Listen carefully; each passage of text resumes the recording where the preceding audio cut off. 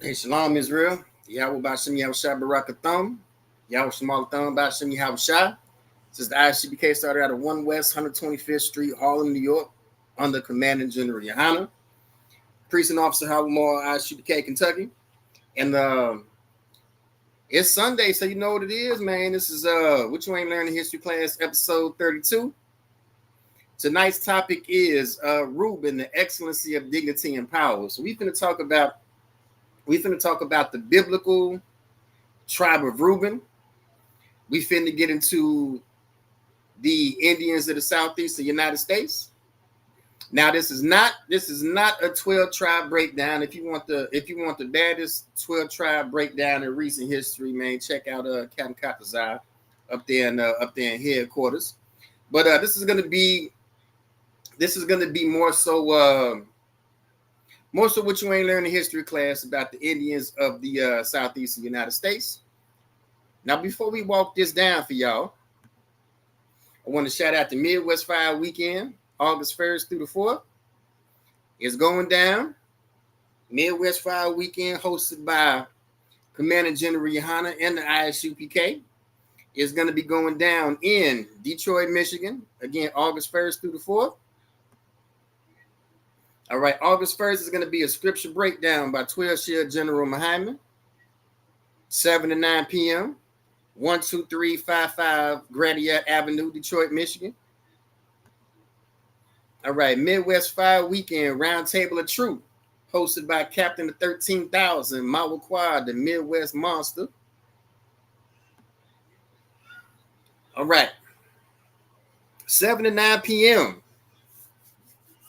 on Friday, August 2nd, Midwest Fire Weekend presents 13 Shield Commander General Yohana, a real conversation on are demons real and are they among us? Believe me, you don't want to miss this one. Saturday, there's going to be a special performance by Captain of 13,000, Akkad Abarayan. 144 The Rebel is going to be the album release party. And on Sunday, it's the Midwest Barbecue. Again, this is Detroit, Michigan, August 1st through the 4th. And before we get on with this class here, I want to shout out ISUPK, Kentucky. All week long, weekly content, Monday history class taught by Officer of 1,000, ISUPK. Tuesday, Brotherhood class taught by Officer of 1,000, I'm a Wonga Boy. Wednesday, law class, 7 to 9 p.m. And Wednesday night, the podcast, all right, Crowd Spelling Out podcast, hosted by Officers of 1,000. I'm a Wonga Boy and ISUPK. Now, these brothers bring the biblical solution to all of the viral videos going across the internet.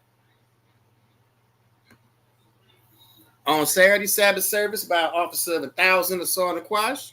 And, of course, every other Sunday, what you ain't learning history class. Now, like I said, tonight we finna get into the biblical tribe of Reuben. All right, Reuben, the excellency of dignity and power. So we're going to be talking about the Indians of the southeastern United States. All right, the biblical tribe of Reuben. So let's start off with the scripture. The book of Genesis, chapter 49, verse 3. It says, Reuben, thou art my firstborn, my might, and the beginning of my strength, the excellency of dignity, and the excellency of power. So we're going to be pretty much talking about this scripture the whole night. All right. According to the Bible, Reuben was the firstborn of the 12 sons of Israel. And Reuben today are the Indians of the Southeast United States, basically your Muskogee speaking people. All right, everything from your Seminole to your Chickasaw, your Choctaw, your Cherokee, your Natchez Indians, and other smaller tribes like the Coshada out in Alabama, your Indians on the Gulf Coast of Texas, your Karankawa, your Atakapa, etc. Basically, like I said, your Muskogee speaking Indians. All right, so like I said, what you ain't learning history class, episode 32, Reuben, the Excellency of Dignity and Power. All right, so like it. All right, let's get into it. Now, here's your first source. Israelite and Indian, a parallel in the planes of culture, addresses Garrett Mallory, Vice President, Section H of the American Association for the Advancement of Science. Now, this source is from 1889. Now, if you've ever checked out the show before, you know I like to show slides. All right, that's my game. That's my game, to hit y'all with slide after slide after slide and source after source after source. All right, it says many authors have contended that the North American Indians were descendants of the 10 lost tribes of Israel. Now, like I said, this isn't finna be a 12-tribe breakdown. This isn't finna be a 12-tribe lecture. Like I said, the baddest 12-tribe breakdown in recent history is owned by Captain Katazai. All right, shout out Captain Katazai, Captain 10,000 up in headquarters. All right, like I said, this is going to be more of a history lesson on the Indians of the Southeast of the United States. All right, it says prominent among them was James Adair. Now, James Adair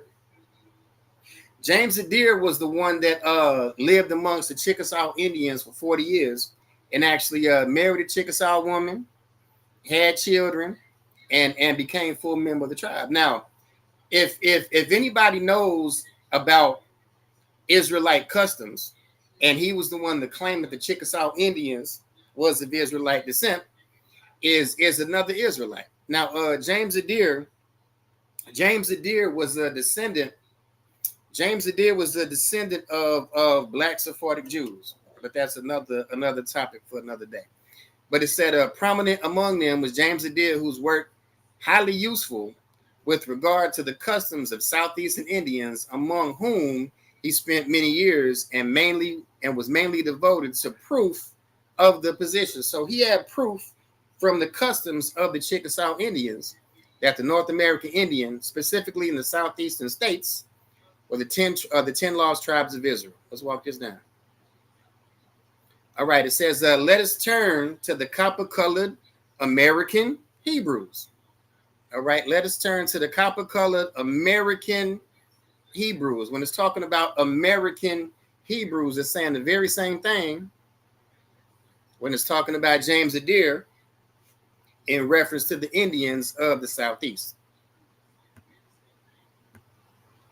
All right, it says, from the most exact observations I could make in the long time I traded among the American Indians, I was forced to believe them lineally descended from the Israelites. Now, this is not a typo. This isn't a typo. All right, the source is from 1775. All right, history of the American Indians, particularly those nations adjoining to Mississippi, East and West Florida, Georgia, South and North Carolina, and Virginia. Date 1775. So this isn't a typo. This is how the consonants were written back then. But this is a book from James Adair, the Black Sephardic Jew we just read about. It says, I was forced to believe them lineally descended from the Israelites. So the Indians of the Southeast, all right, the Indians of the Southeast, he said they're lineally descended from the Israelites. Next source. All right, James Adair. Again, this is the individual we've been talking about. All right, he was a descendant of Black Sephardic Jews.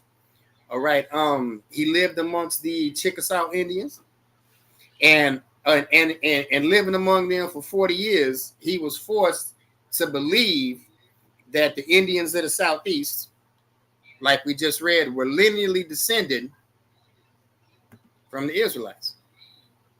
All right, let's walk this down. It said a trader with the Indians in the southern states. He resided in their country for 40 years, beginning in 1735, and was almost entirely cut off from civilized society. And from the year 1774, he resided chiefly amongst the Chickasaw.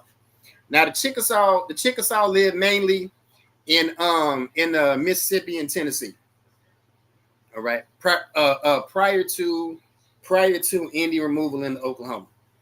All right, he published a very elaborate work on their manners, endeavoring to prove them descended from the Jews. It is titled The History of the American Indians, particularly those nations adjoining Mississippi, East and West Florida, South Carolina. All right, 1775. So, again, he was able to prove that the Indians in the Southeast are linearly descended from the 10 lost tribes of Israel. Let's walk this down. All right, today, in the weird fastness of the Everglades, a wild band of Indians chant the name of the great Jehovah in the Hebrew tongue.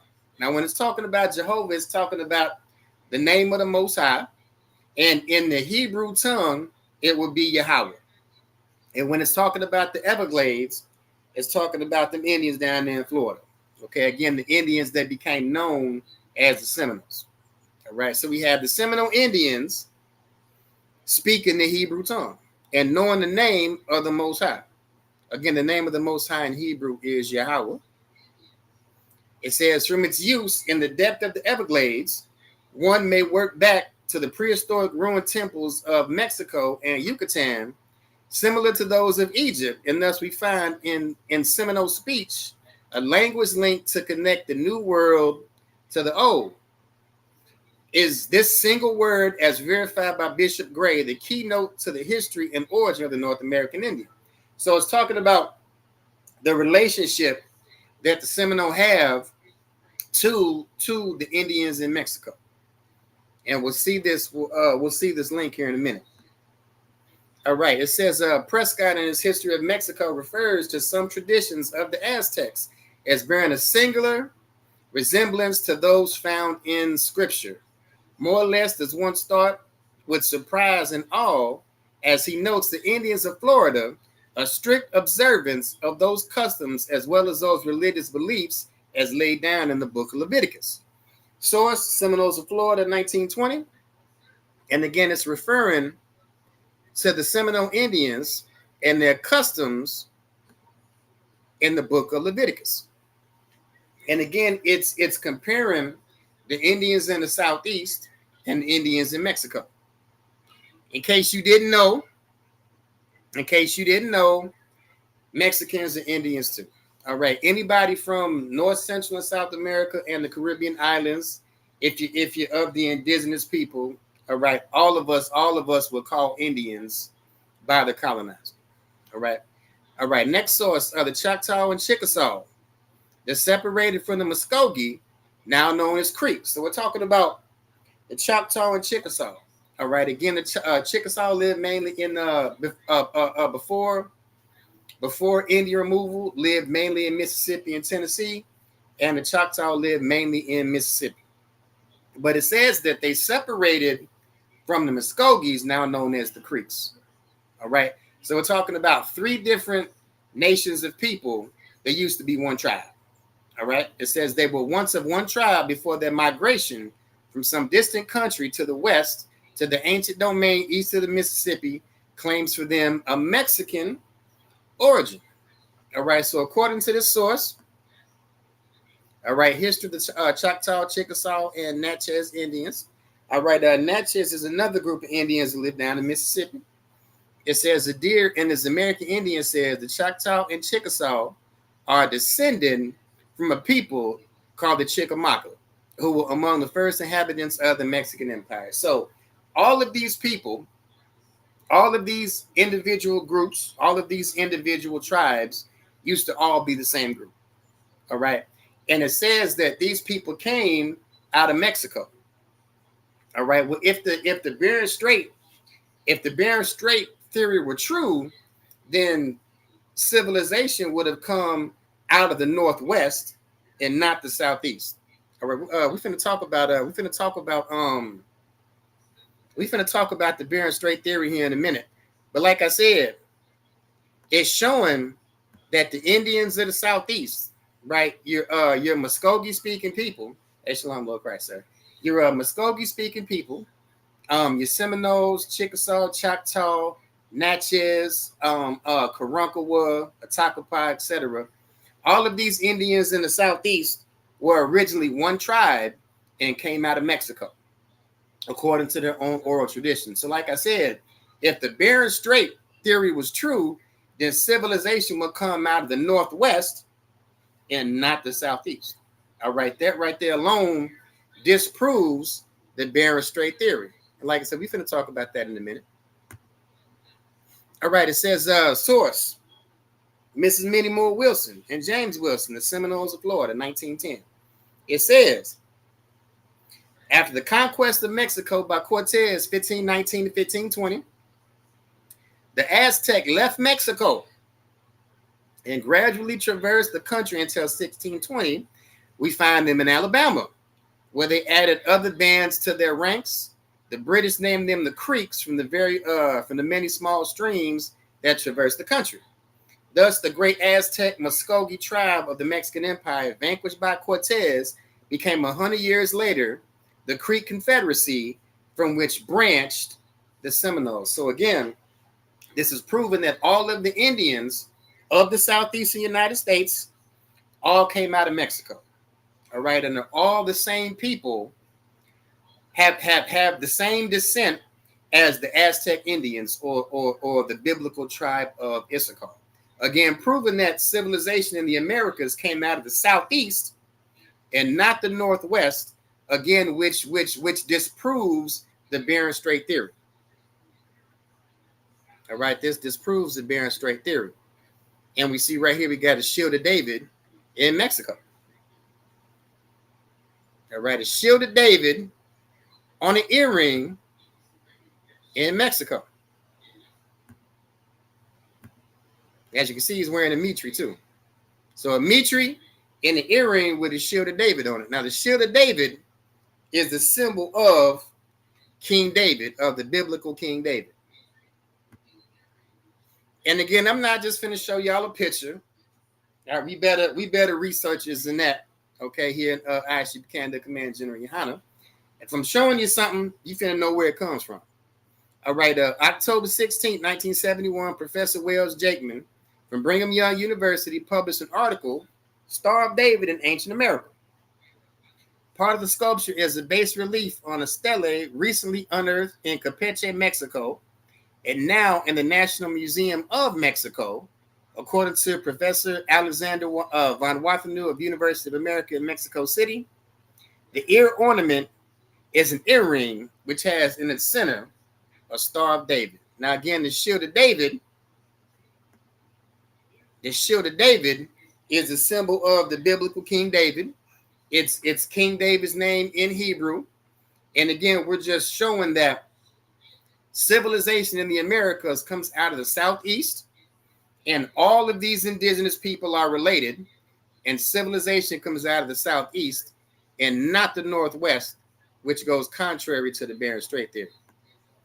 All right, let's walk this down. All right, let's drop this. Let's go to the Bible. 2nd Ezra chapter 13, verse 40. 2nd Ezra chapter 13, verse 40. Those are the 10 tribes which were carried away prisoners out of their own land in the time of Osea, the king, whom Salmanasar, the king of Assyria, led away captive, and he carried them over the waters, and so they came into another land. So we're talking about the Assyrian captivity. We're talking about the Assyrian captivity. We're talking about the northern kingdom, or the 10 tribes of Israel that went into captivity in Assyria. Now, we just read back here.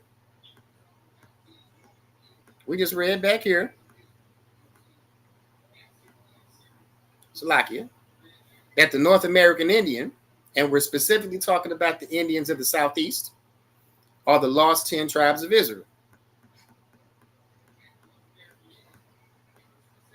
All right, let's walk this back forward. Slovakia. So we're talking about the Assyrian captivity and the 10 tribes who were led away by Salmanasar. And Slovakia, it looks like all right, Slovakia, looks like I missed a slide. So I just read it for you. We'll go to 2nd Ezra chapter 13, verse 40.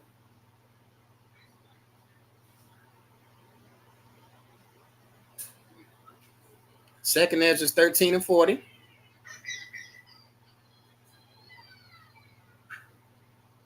So like at 41. All right, it says,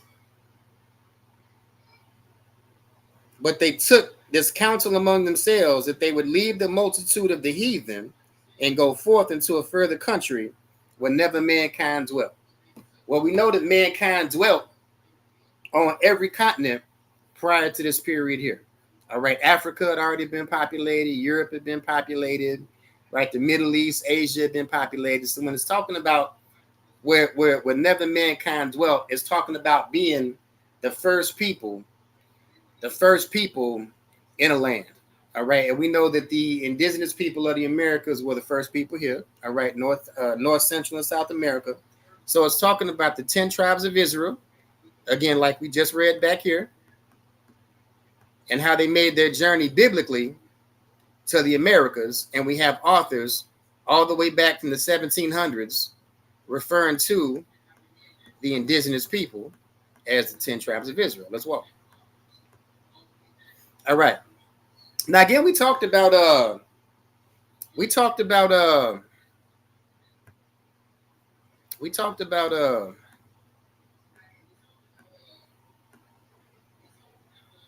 right, we got a couple slides out of order, Salakia. All right, let's go ahead and disprove. Let's go ahead and put a bullet and a nail in the coffin when it comes down to this Bering Strait theory. Now, this is a source, Voice of America Radio Network, and it's talking about the origins of the belief in the Bering Strait theory. It says early scientists felt the primitives they discovered in the Americas did not have the technology to sail oceans. So they decided that the Indians had reached North America by some unknown land bridge. They found their answer in the Bering Strait. So the colonizer didn't believe that we had the ability to sail ships. Well, we just read in the Bible that the Israelites had the ability to sail ships.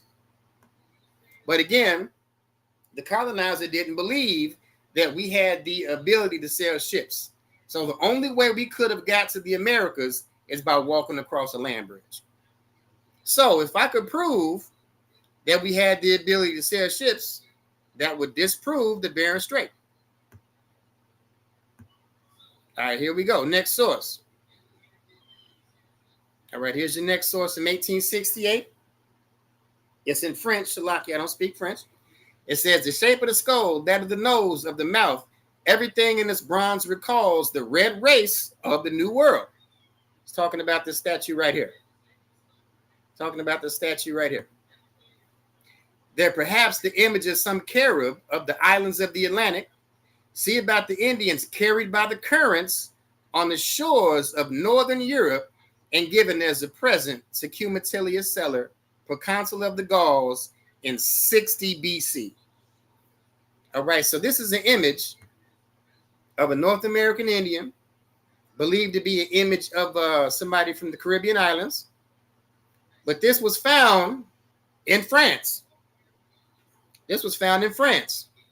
And it was given as a gift to the proconsul of the Gauls in 60 BC. 60 years before Christ, we have North American Indians going back and forth across the ocean between the Americas and Europe. And this gift was given to a proconsul of the Gauls in 60 BC. This is proof that the North American Indians had the ability to sail oceans. We just showed the proof historically, and we showed the proof biblically. All right, so again, the Bering Strait theory comes out of a belief that we couldn't sail ships. All right, well, here's your proof. North American Indians in Europe in 60 BC. Here's your source.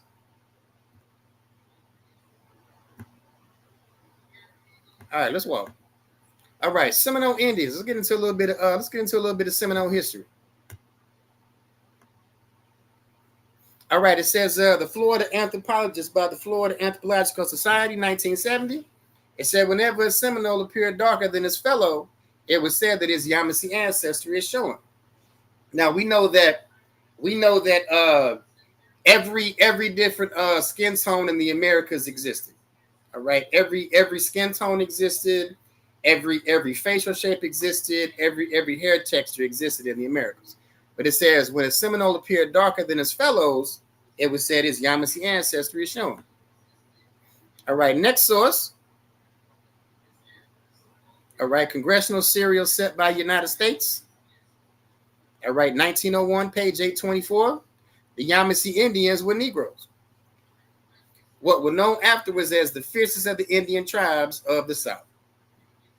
And here's an image of some Yamasee Indians. Again, we're going to go over the history of the Indians of the Southeast. All right, all of the Indians that became known as the Muskogee speaking people, right, which are the Seminole, the Creek, Chickasaw, Cherokee, Choctaw, right, Karankawood, Natchez, etc. Well, like I said, we had every different skin complexion. We had all skin complexions in the Americas prior to the colonizer. All right, now we know that all of these groups are related because here's an old map of Florida, and as you can see, the entire southeastern United States used to be called Florida. All right, we see Florida right here. We see the western part of Georgia because the eastern part of Georgia was the colonies. So we see Florida, the western part of Georgia. We see Alabama, Mississippi, Louisiana, and East Texas. All right. If you look at the left, we see like the Gulf Coast of Texas, right? So we're talking about your Karankawa and your Takapa Indians that lived on the Gulf Coast. All right, here's the Mississippi River here in the middle. So from Florida all the way to East Texas, modern day Florida, all the way to East Texas was all called Florida at one time. So all of these Indians in Florida, right, were all the same group of people. All right, all the biblical tribe of Reuben. All right, next source. Now, the first recorded participation in organized cattle ranching by the Seminole tribe occurred in the 1740s. All right, the first recorded participation in organized cattle ranching came from the Seminoles in the 1740s. So never let anybody tell you that cowboy culture came from white folks. All right, never let anybody tell you that the culture of wearing cowboy hats, belt buckles, and cowboy boots, never let anybody tell you that came from white folks. That's a goddamn lie. All right, it said the first organized cattle ranching by Seminole Indians occurred in the 1740s. All right, we have Seminole cowboys here. Again, never let anybody tell you that cowboy hats, buckles, and boots came from white folks. That's a goddamn lie. All right, barbecue. 1514, explorer Hernando de Soto attended a feast with the Chickasaw tribe in present-day Mississippi, where a pig was roasted on a barbecue. All right, so we have the origins of barbecue coming out of the tribe of Reuben. All right, 1514. We have the origin of barbecue coming out of the biblical tribe of Reuben. It's like it. And I say this all the time. If you ain't got a food culture, you ain't got a culture. If you ain't got a food culture, you ain't got a culture. All right, Chickasaw Indian. All right, barbecue right here again. Barbecue was started by Chickasaw Indians. All right, soul food. Let's get into soul food. Now, Salaki, let's do gumbo real quick. All right, indigenous people don't often receive that level of credit, though in the complicated origin story for gumbo, for years, historians and cookbook authors promoted a story that gumbo started simmering on stovetops after an incident known as the Frying Pan Revolt. The legend goes that 1722, a group of French housewives, fed up with the colony's bland, unfamiliar ingredients, banged on pots and pans outside the house of Louisiana's governor. All right, it said Benville foisted the women onto a housekeeper who taught them what she had learned from a Choctaw people about cooking with local ingredients. Look, Gumbo, according to tradition, comes from Choctaw Indians.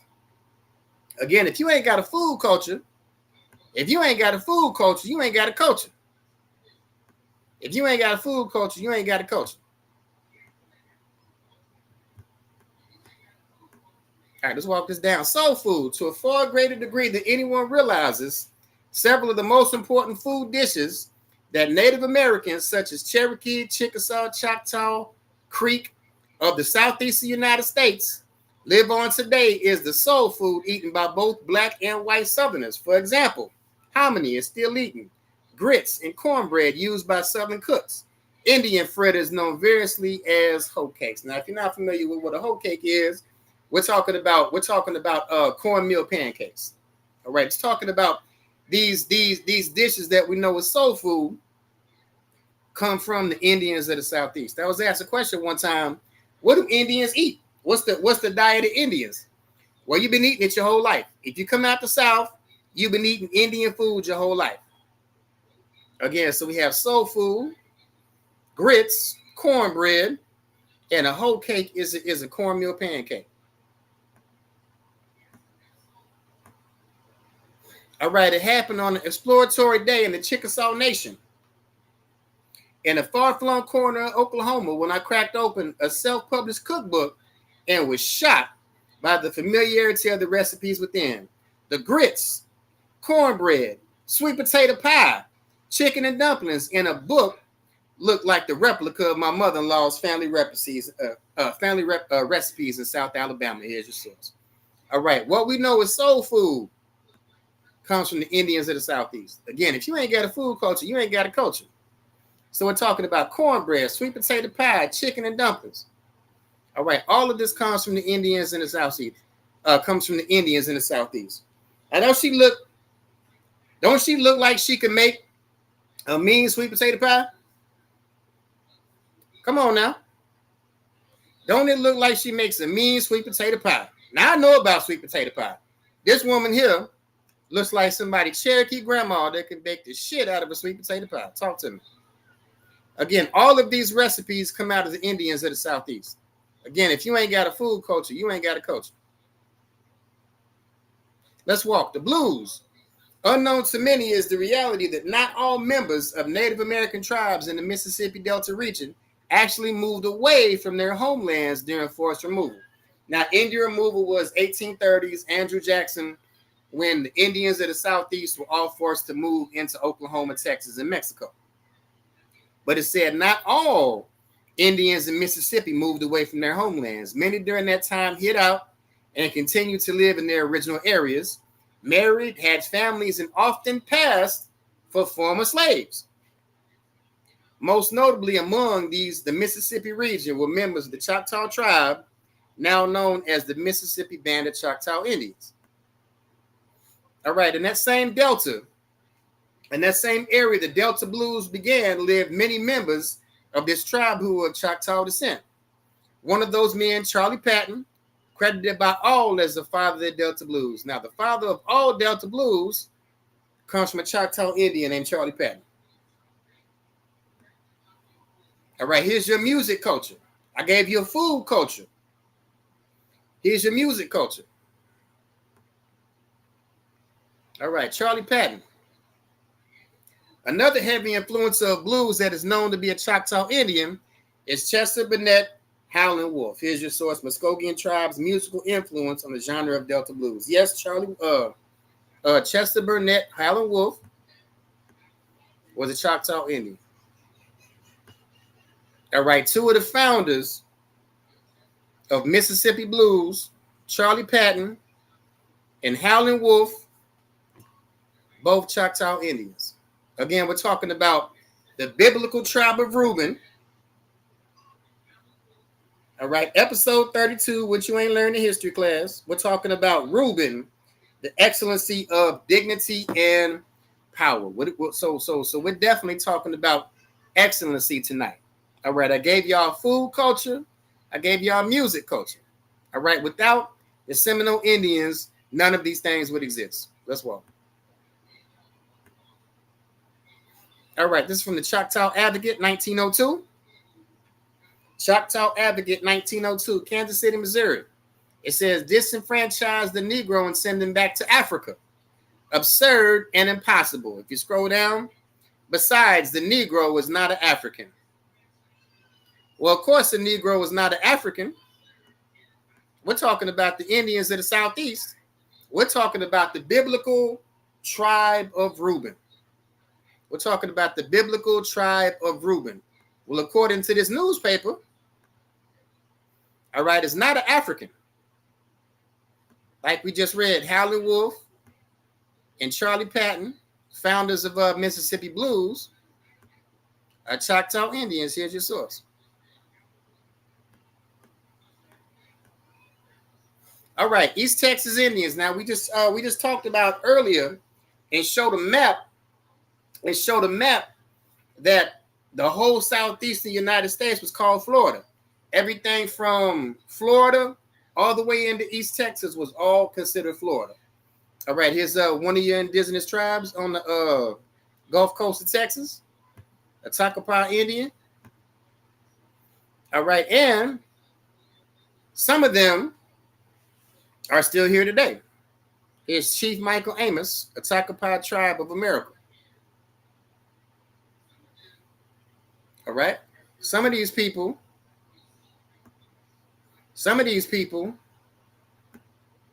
didn't lose their identity as Indian. And then we have the Karankawa Indians of the Gulf Coast. This is the Karankawa kind of lived south of Galveston, and the Atakapa lived north of Galveston into Louisiana.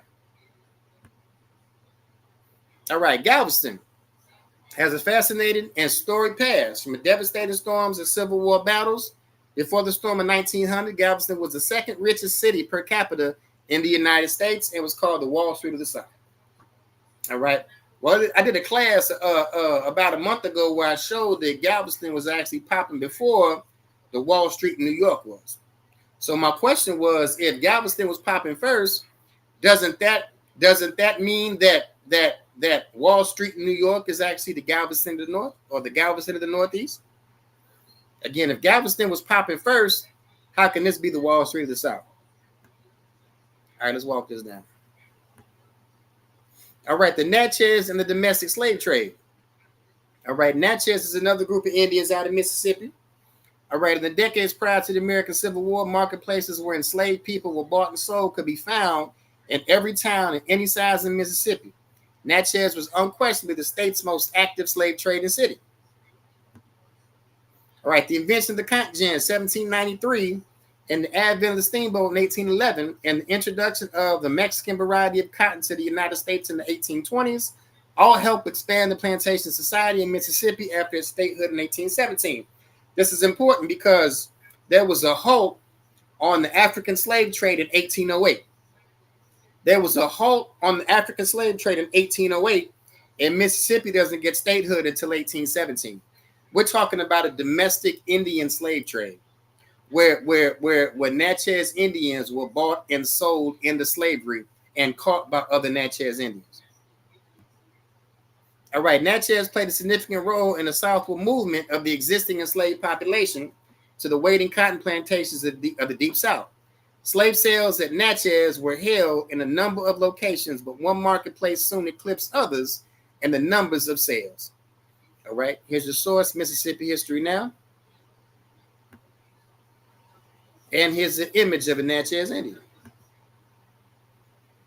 All right, again, we're talking about the biblical tribe of Reuben. We're talking about the excellency and their power.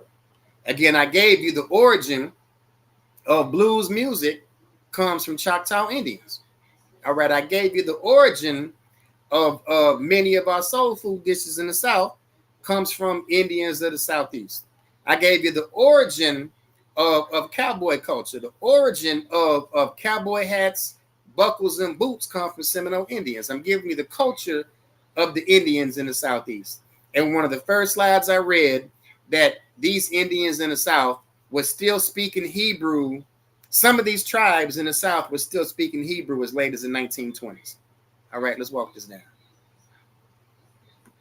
Let's walk this down. All right, Yamasee Indians enslaved. We read about the Yamasee earlier. It says Galley research furthered the argument that most Indian slaves sold in Charleston markets were later traded to other colonies. He asserted that the population estimated by Ramsey was but a small fraction of the total number of slaves taken during this period. Based on transport records following major military campaigns and trader accounts, Galley estimated the total number of Indian slaves that was taken between 1670 and 1715 between 24,000 and 51,000. We're talking about the Indians of the Southeast being enslaved. All right, the Indians that weren't able to be taken on the reservations in Oklahoma after Indian removal, the ones that didn't escape into Texas and Mexico because Texas wasn't a slave area yet. We're talking about the ones that went into slavery, and the Yamasee Indians are one of the main ones. All right, demand for slave labor in colonial plantation economies. Colonial slave labor, we're talking about the colonies, the 13 colonies on the East Coast. All right, these states in the Northeast, like New York, New Jersey, Maryland, Pennsylvania, these states had slaves for way longer than the states in the Deep South. All right, for example, New York had slaves for over 200 years. New York was a slave state for over 200 years. Texas only had slavery for 45 years. All right, you can look it up. All right, so we're talking about the enslavement of Indians in the Southeast, the ones that didn't escape, the ones that wasn't pushed on reservation, the rest got enslaved. And we're talking about at least 24,000 to 51,000 slaves of the Yamasee Indians. All right, let's walk. All right, it says during the Seminole War from 1816 to 1858, the United States Army, in an attempt to resist relocation to the West, the Indian Removal Act beginning in 1830 meant a dispersal of their people to Oklahoma, Mexico, and Texas. Now, again, these reservations were in Oklahoma, but a lot of people escaped.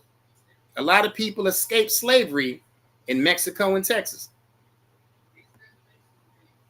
All right, so when we're talking about the Seminole Wars, we're talking about Chief Billy Bowlegs and Andrew Jackson. We're talking about Seminole Chief Billy Bowlegs, and we're talking about Andrew Jackson. We're talking about the Seminole Wars. Again, these wars took place between 1816 and 1858, all the way through the Indian Removal Act of 1830 to push a lot of Indians on reservations. All right, out of this comes your Black Seminole Indian Scouts. All right, this is where your Buffalo Soldiers come from.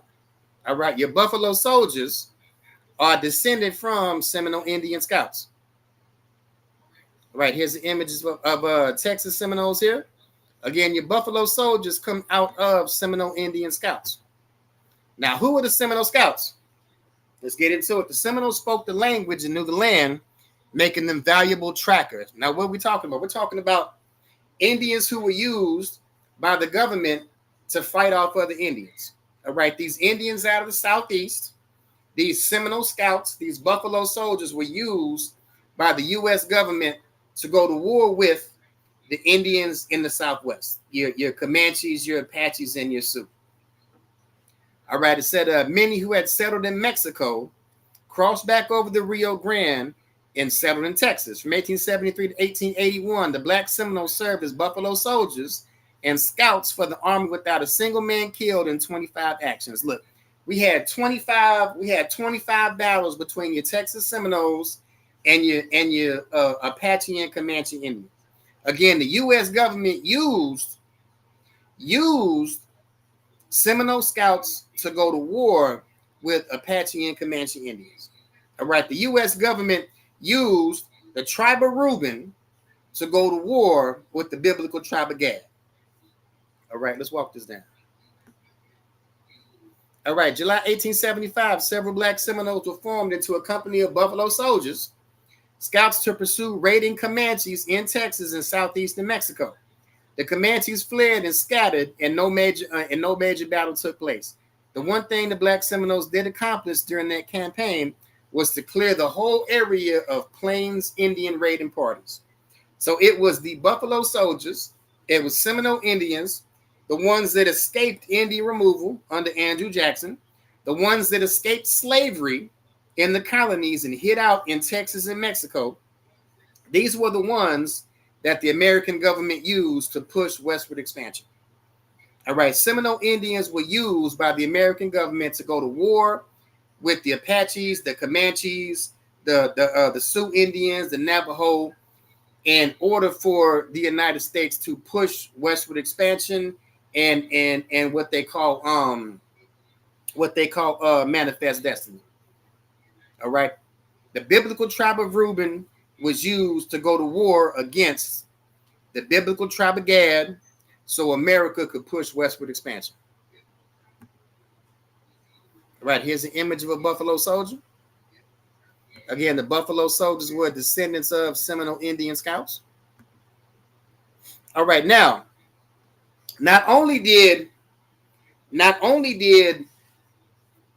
were the Seminoles used to go to war against these people, but the Seminoles were used to also capture and subjugate and assimilate these people too. Now, we always hear about one of the first things that happened when the Indians in the Southwest were being assimilated was they were forced to cut their hair. But here's the problem. Barbering comes from black folk. All right, it says barbershops were influential at the turn of the 19th century and in the United States as African-American businesses helped develop African-American culture. All right, barbershops come from black folks. All right, there wasn't no white boys cutting hair like that back then. If you look, all right, this Indian here got a part in his head, just like this Buffalo Soldier. So not only were the Seminole Indians used to go to war with the Plains Indians, but the Seminole Indians were also used to subjugate and assimilate the Plains Indians. And one of the first acts of assimilation was to get a haircut. And again, barbershops were started by black folks. All right, here's your proof right here. Barbershop in black literature. Barbershops were influential at the turn of the 19th century and in the United States as African-American businesses began to develop African-American culture. All right, here's another forced assimilation. Again, he's got the partner here. All right, black barbershop circa 1900. This is the approximate time all this was taking place. All right, barbershops from black barbers at first mostly served wealthy Caucasians. Again, because barbering comes from black folks.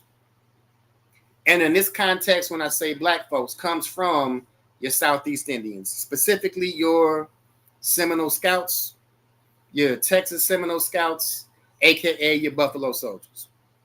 All right, barbering started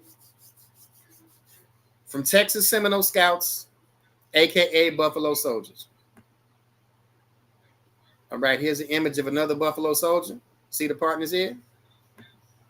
Now, white boys wasn't moving like that back then. I just showed a picture of Andrew Jackson. His hair wild as fuck. But this is how white boys is coming back then. They wasn't cutting no hair in no barbershops. Look at him. This is white men of the Old West. I already showed you Andrew Jackson, how crazy he was looking by the head.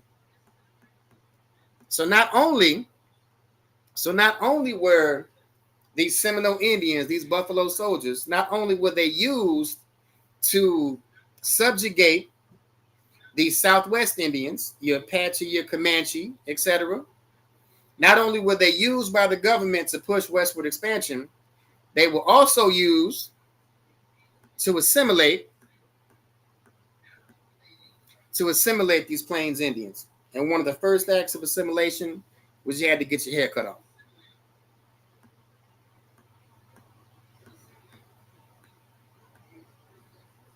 All right.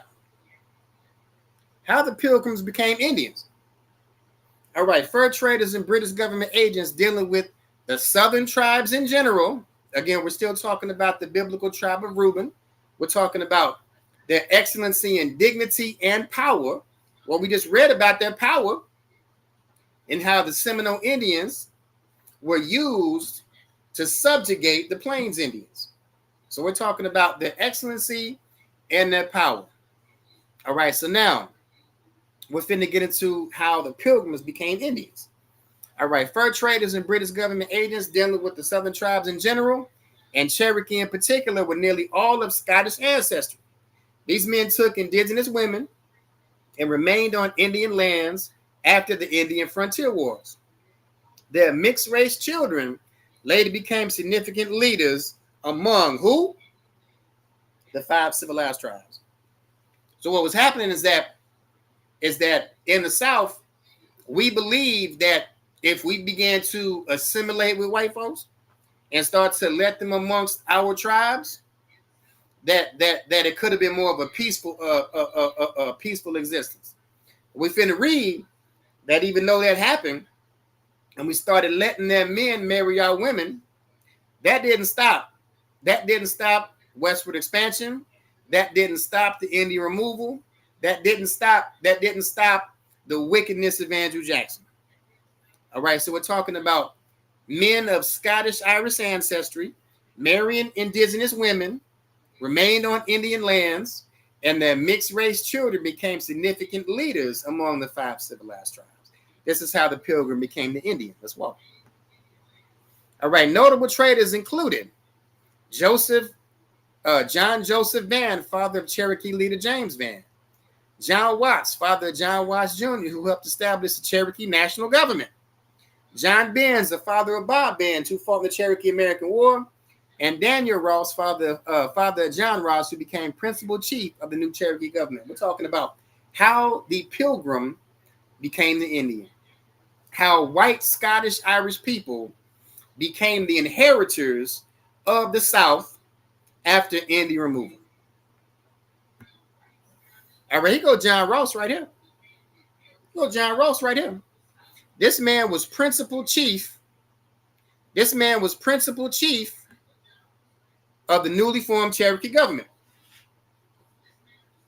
All right, this man was principal chief of the newly formed Cherokee government. All right, this goes all the way back to this time right here. All right, we thought that we could coexist. We started allowing these animals to marry our women, have children with our women, and the sons, grandsons, and great-grandsons became the chiefs of these tribes after the real Indians were pushed west. All right, here goes John Ross. His ancestry was 7/8 Scottish. Born in Alabama in 1790, his father, Daniel Ross, was a Scottish trader, while his mother, Molly Ross McDonald, was a quarter Cherokee and the daughter of a Scottish immigrant. All right, born to a Scottish father and a mother who was 1/4 Cherokee and the daughter of a Scottish immigrant. These are the people that became the chiefs of the tribes after Indian removal. All right, 1828, John Ross was elected principal chief of the Cherokee. Again, this is this animal. This is this animal, Scottish Chief John Ross. All right, 1828, elected principal chief of the Cherokee. 1835, he signed the Treaty of Echota, bringing Cherokee lands under U.S. jurisdiction and selling all Cherokee land east of the Mississippi. 1830, the Cherokee were forced to leave their homes and move to Oklahoma. 800-mile journey became known as the Trail of Tears. It was this man right here. It was this man right here that sold our ancestral homeland to the U.S. government. This was the man that sold us out. This was the man that sold us out. And again, 1835, signed the Treaty of New Echota, bringing Cherokee lands under U.S. jurisdiction, selling all Cherokee land east of the Mississippi. 1830, the Cherokee were forced to leave their homes and move to Oklahoma. This is your Trail of Tears. All right, what is a Native American?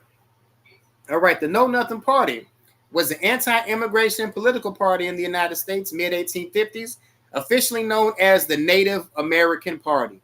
The name Native American was used by the descendants of European immigrants. Here we go. Native American was used to describe European immigrants. All right, this political party merged into the Republican Party. This is why the Republican Party still has their policies on border border control today. This is why the Republican Party still has and still enforces their policies on border patrol today, because they started out as an anti-immigration political party, and Native American was a term used by descendants of European immigrants like this man right here, who became principal chief of the Cherokee government. Right, here's their flag. Beware of foreign influence. Native Americans, again, this was the party that became the Republican Party, and they still have the same belief in border policies. These are the very same people that wanted to build the wall under Donald Trump. These were the people called Native Americans. Let's walk. All right, origin of the $5 Indian. 1887, the U.S. Congress passed the Dawes Act. The law converted the traditional system of land ownership into private property and land ownership.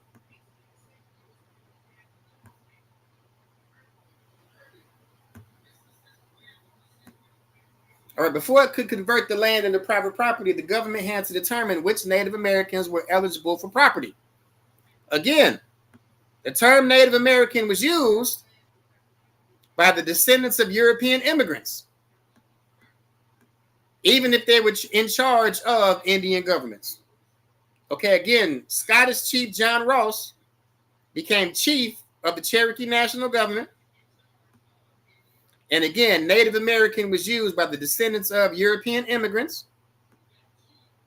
And these very same people were going to determine who was a Native American and eligible for property. This is the origin of the $5 Indian. For this to happen, the U.S. government had to make a criteria of what makes a person Native American and therefore eligible.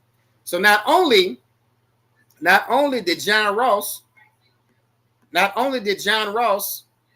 sign over all of the Cherokee land over to the United States government, these same people worked together to determine who was a Native American. The U.S. government also had to make an official list of who was Native American. This became known as the Dawes Rolls. These were opportunistic white men who wanted access to land.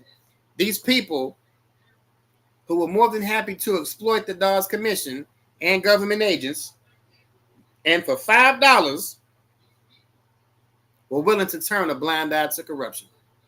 They and their offspring therefore fraudulently enrolled in Native American tribes and got access to the land allotment and benefits that came with the designation. This is where the term $5 Indian comes from. All right, many authentic Indians didn't trust the U.S. government and chose not to register in the Dawes Rolls. The U.S. government never acknowledged these people and excluded them from all land and benefits. And that's where these folks come from today. This is why you see these people here today. All right, right here in the middle, this is current Choctaw Chief Gary Batten. These are your Choctaw Indians today. This is current Choctaw Chief Gary Batten. Look at him. Look at him. These are your Choctaw Indians today. These are your Choctaw Indians today. Again, it goes back to us allowing Irish and Scottish immigrants to marry our women and have children and grandchildren. These people became chiefs of the tribes in the Southeast. All right. And it was this same man, John Ross, who signed a treaty giving all the Cherokee lands to the United States. And again, Native American was used by the descendants of European immigrants. And again, this is where your Republican Party comes from. This is your origin of the $5 Indian. And again, the United States, since they had jurisdiction over our ancient homeland in America, the United States determined the criteria of who makes a Native American and who is eligible for benefits. This is how This is how we get this here. All right, here's your Choctaw Indians today. All right, this is how the Indian became the pilgrim. This is how the Indian became the pilgrim.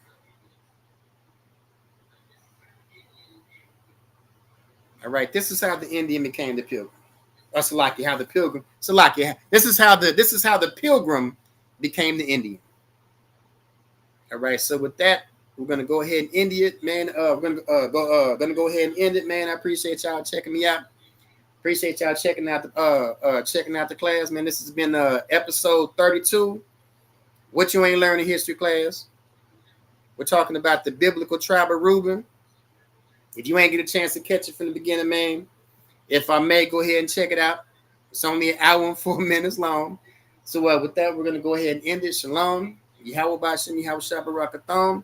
Yahweh Shemal Thumb by Yahweh Ba'Shem Yahweh Shabbarakatham. Yahweh Shemal Thumb by Shem Yahweh.